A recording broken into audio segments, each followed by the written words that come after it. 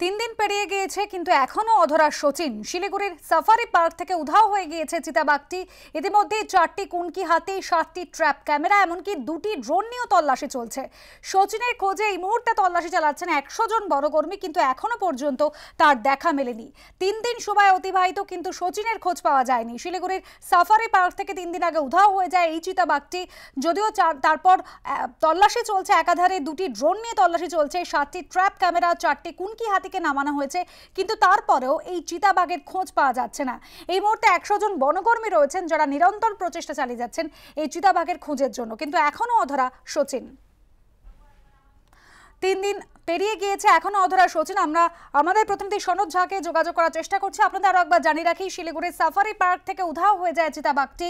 4টি কুনকি হাতি, 7টি trap camera এবং 2টি ড্রোন নিয়ে তল্লাশি চালানো হচ্ছে।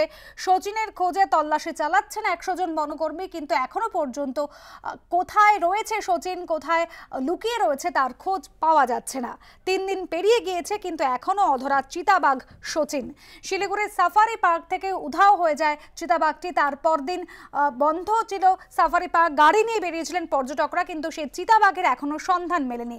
সনদ ঝা আমাদের প্রতিনিধি রয়েছেন আমাদের সঙ্গে টেলিফোন লাইনে। সনদ, চিতাবাঘের এখনো খোঁজ মেলেনি, সচিনের খোঁজ পাননি বনকর্মীরা, কিন্তু কোনো সূত্রকে মিলেছে, কোনো পায়ের ছাপ বা এরকম কোনো কিছু? হ্যাঁ দেখা অনুসভা, যেটা হচ্ছে যে এই কিছুক্ষণ আগেই যে বেঙ্গল সাফারি ডিরেক্টর রাজেন্দ্র কুমার জাখর বললেন যে 3টে পাগমার্ক পাওয়া গেছে, কিন্তু সেটা সচিনেরই কিনা সেটা নিশ্চিত নয়। তবে যে 10টি খাঁচা পাতা হয়েছিল প্রথম দিনই, সেই 10টি খাঁচার মধ্যে 3টি খাঁচা কিন্তু সেই পাগমার্ক যেখানে রয়েছে সেখানে পাঠানো হয়েছে। এবং গতকাল থেকে 4টে কুনকি হাতি, 10টা ট্র্যাপ ক্যামেরা এবং 2টো ড্রোন কাজ করছে। তবে এখনো পর্যন্ত নিশ্চিত ভাবে যে এটা সচিনের যে কোনো সূত্র সেটা কিন্তু এখনো পায়নি। কিন্তু কিভাবে পালালো এই যে 20 হেক্টরের যে এনক্লেভ রয়েছে টাইগার লেপার্ডের, সেটাও কিন্তু এখনো রহস্য থেকে গেছে।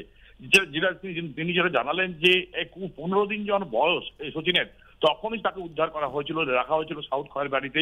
সেখানে কিন্তু 6x6 যে হেক্টর, তার মধ্যেই খুব অল্প পরিসরে ছিল, কিন্তু সেখানে তার কিন্তু শিকার করার কোনো অভ্যেস নেই। এখানে তাকে নিয়ে আসা হয় এই বছর জুলাই মাস থেকে সে সাফারি করছে। ফলে স্বাভাবিকভাবে যে এই 12 ফুট উঁচু যে এনক্লেভের যে প্রাচীর, সেটা ফেন্সিং, সেটা পেরিয়ে যাওয়া অত্যন্ত কঠিন ব্যাপার। কিন্তু কিভাবে পালালো সেটাই কিন্তু এখন রহস্য। তবে এই পুরো এনক্লেভ জুড়েই কিন্তু তল্লাশি চলছে, এখনো পর্যন্ত সূত্র পাওয়া যায়নি। তবে আজকে যেটা হয়েছে, এই টাইগার লেপার্ড সাফারি খুলে দেওয়া হয়েছে, যে শীতল এবং কাজল, দুটো মহিলা লেপার্ড, যারা কিন্তু এতদিন কিন্তু লেপার্ড সাফারিতে ছিল না, আজকে লেপার্ড সাফারি খুলে দেওয়া হয়েছে। কারণ এই কদিনে কিন্তু পর্যটক কমছে, পর্যটক কমার কারণে আয়ও কমছে। লেপার্ড সাফারির একটা আকর্ষণ ছিল, আজকে থেকে শীতল, কাজল আর লেপার্ড সাফারি করছে। অর্থাৎ কালকে টাইগার সাফারি খোলা হয়েছিল, তার আগে ছিল আরো 3টে সাফারি। মোট পুরো সাফারিটাই কিন্তু কার সাফারিটা কিন্তু পুরোটাই করা যাচ্ছে। ধন্যবাদ সনদ।